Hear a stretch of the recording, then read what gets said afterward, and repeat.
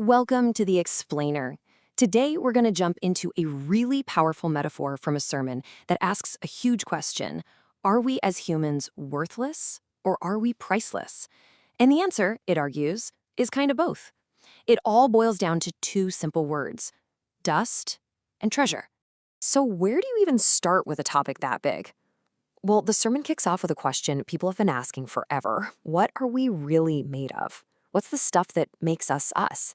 And to tackle that, it goes right back to the beginning, to a foundational text that lays out the whole argument. And the answer it gives is pretty interesting.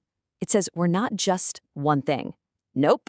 We're actually a mix of two totally different, almost opposite ingredients. And you've got to grasp this idea of two parts, this duality, because it's the key to unlocking the entire message. Okay, so here's the formula it lays out, and this comes straight from Genesis chapter 2. It says a living being, which in the original language is Singyang, is what you get when you combine dust from the ground, that's huk, with the breath of life, or Sengyi. The big takeaway here, it's not one or the other, it's the combination. Our very existence starts right there, at that fusion point. And this is where that central metaphor really clicks into place. So on one side, you've got the dust. That's our physical body, the earthly stuff. Just think of it like a vessel or a container. But then on the other side, you've got the breath of life. That's the divine, the spiritual part. And that's the precious stuff inside the container. So here's the punchline. We might be the container, but our real value, that's all about what we're holding. All right, let's dig into that a little deeper, and let's start with the first part of that metaphor, the dust. To really get the whole picture, the sermon spends a good amount of time just talking about what this dust is, on its own. And wow, the argument here is pretty blunt. From a spiritual point of view, our humanness by itself, the dust, is just weak. The sermon uses words like yakada, that's weak, and yonyakada, which means fragile. The point it's making is that this dust, all by itself, has no real value. It's fundamentally worthless. And to really hammer this point home, the speaker asks this really simple but powerful question.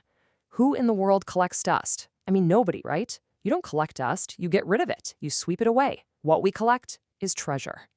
And then there's this great real-world example to back it up. Think about the Great Depression. When FDR's government needed to stabilize the economy, what did they do? They didn't ask people for dust. They collected gold. They took what was valuable. And this story just perfectly illustrates the idea that people, and by extension God, don't look for what's common and worthless. They look for what has real worth. Okay, so if the dust part of us is worthless, then what makes the whole thing valuable? That's the big question, right? And that brings us to the second, and honestly, the most important part of this whole metaphor, the treasure inside. So what is this treasure, this bobe? Well, it's identified as that divine spark we talked about, the breath of life from Genesis. And the sermon is super clear about this. It's the Spirit of God, or Jesus, living inside a person. That's the thing that takes this otherwise worthless container and turns it into something incredibly precious. And to really build this case, the sermon links this idea to another passage, this one from 2 Corinthians. And it's perfect because it describes us as jars of clay, simple, fragile, common.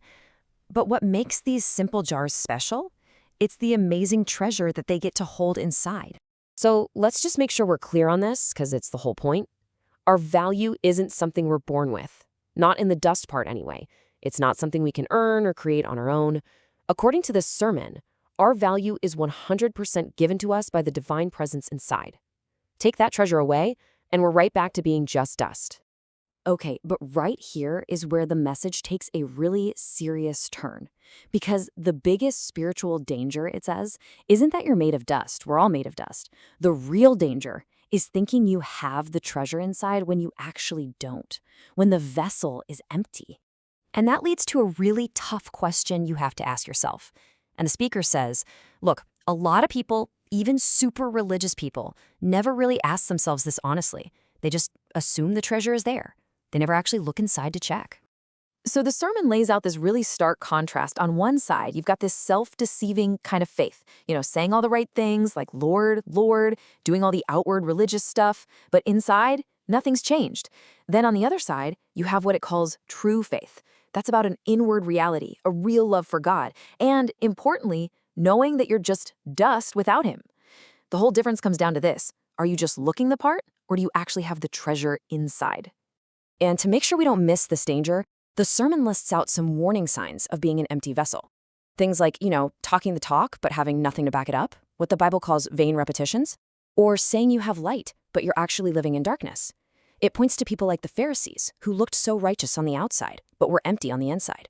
And maybe the scariest one of all, it talks about people who do amazing things in God's name, but in the end, they hear the words, "I never knew you." So, with this huge risk of fooling ourselves, how does the sermon wrap up? Well, it ends with this really urgent call to action. It's basically a plea to stop wasting time and focus on what's actually valuable, because the time we have to do that, it's short and it's fragile. And to show just how fragile life is, it tells this really sad story about a Korean singer, Hwang Shi-woon. I mean, this guy was young, he was successful, just in his 30s, and one day he just collapsed, a cerebral hemorrhage. He spent the next 10 years in a hospital bed, couldn't move before he finally passed away. It's just such a brutal reminder that tomorrow is never guaranteed. Then there's this second story. This one's from a TV drama, but it makes the point about the value of time even more powerfully.